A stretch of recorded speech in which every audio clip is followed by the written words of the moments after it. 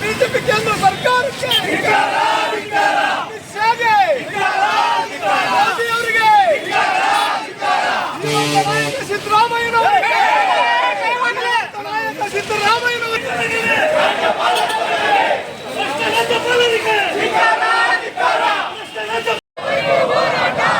ಸರ್ಕಾರಕ್ಕೆ ಹೋರಾಟ ಅಯ್ಯಯ್ಯೋ ಅಯ್ಯಯ್ಯೋ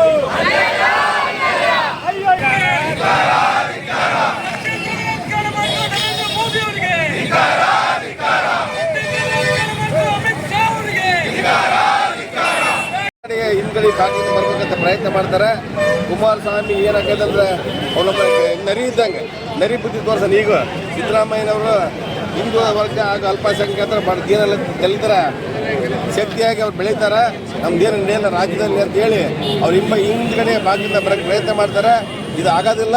ನಮ್ಮ ಮೋದಿ ವಿರುದ್ಧನೂ ಅಮಿತ್ ಶಾ ವಿರುದ್ಧನೂ BJP ಎಲ್ಲರ ವಿರುದ್ಧ ಪ್ರತಿಭಟನೆ ಮಾಡಿ ಹೆಚ್ಚಿನ ಪ್ರತಿಭಟನೆ ಮಾಡಿ ಇವತ್ತು ಏನೋ ನಾವು 5 ಥರ ಘಟನೆ ನಡೆದ್ರೆ ಕೇಂದ್ರ BJP ಅವ್ರ ಕಾರಣ ಹೊರತು ನಮ್ಮ ಕಾಂಗ್ರೆಸ್ ಸರ್ಕಾರ ಅಲ್ಲ.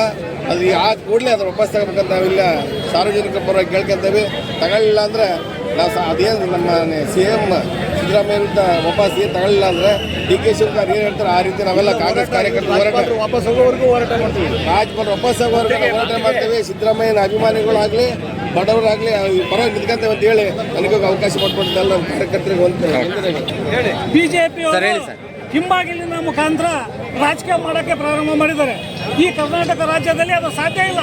ಈ ಗವರ್ನರು ಇದೇ ರೀತಿ ಮಾಡಿದರೆ ರಾಜ್ಯದ ಪ್ರತಿಯೊಂದು ಮೂಲೆಯಿಂದನೂ ರಾಜಭವನ್ ಚಲೋ ಮಾಡಬೇಕಾಗ್ತದೆ. ರಾಜಭವನ್ ಚಲೋ ಮಾಡೋದಷ್ಟೇ ಅಲ್ಲ, ರಾಜಭವನ್ ಘೇರಾವ್ ಮಾಡಿ ಅವರಿಗೆ ಬುದ್ಧಿ ಕಲಿಸ್ತಕ್ಕಂಥ ಕೆಲಸನ ಅಹಿಂದ ವರ್ಗ ಮಾಡ್ತದೆ. ಇದು ಎಲ್ಲ ಜನಪ್ರಿಯ ಮುಖ್ಯಮಂತ್ರಿಗಳಿಗೆ ಅವರ ಹೆಸರನ್ನು ಕೆಡಿಸೋಕ್ಕೋಸ್ಕರ ಇಂಥ ಸುಳ್ಳು ಆಪಾದನೆಗಳನ್ನ ಮಾಡ್ತಾರೆ. ಅದಕ್ಕೆ ಕೇಜ್ರಿವಾಲ್ ಉದಾಹರಣೆ, ಅದಕ್ಕೆ ಜಾರ್ಖಂಡ್ ಮುಖ್ಯಮಂತ್ರಿ ಸೊರೇನ್ ಶಿಬು ಸರ್ ಅವ್ರಿಗೇನು ಅವ್ರ ಮೇಲೇನು ಹೀಗೆ ಈ ರೀತಿ ಯಾರು ತಮ್ಮ ರಾಜ್ಯದಲ್ಲಿ ತಮ್ಮ ಬೇಸ್ ಉಳಿಸ್ಕೊಂಡಿದ್ದಾರೆ, ಯಾರು ತಮ್ಮ ಶಕ್ತಿಯನ್ನು ಉಳಿಸ್ಕೊಂಡಿದ್ದಾರೆ, ಆ ಮುಖ್ಯಮಂತ್ರಿಗಳ ಹೆಸರನ್ನು ಕೆಡಿಸೋಕ್ಕೋಸ್ಕರ ಒಂದು ಕಳಂಕ ತರಲಿಕ್ಕೋಸ್ಕರ ಏನು ಷಡ್ಯಂತ್ರ ಮಾಡ್ತಿದ್ದಾರೆ ಬಿಜೆಪಿಯವರು, ಇದು ಇವರಿಗೆ ಮುಳ್ಳಾಗುತ್ತೆ. ಗಂಡಸ್ತನದ ರಾಜಕೀಯ ಮಾಡಲಿ, ಷಂಡ ರಾಜಕೀಯ ಮಾಡಬಾರ್ದು ಅಂತ ಹೇಳಿ ಹೇಳಲಿಕ್ಕೆ ಇಷ್ಟಪಡ್ತೇನೆ. ಬಿಜೆಪಿಯವರು ಮಾಡ್ತಿರೋದು ಷಂಡ ರಾಜಕೀಯ, ಷಂಡ ರಾಜಕೀಯ, ಷಂಡ ರಾಜಕೀಯ.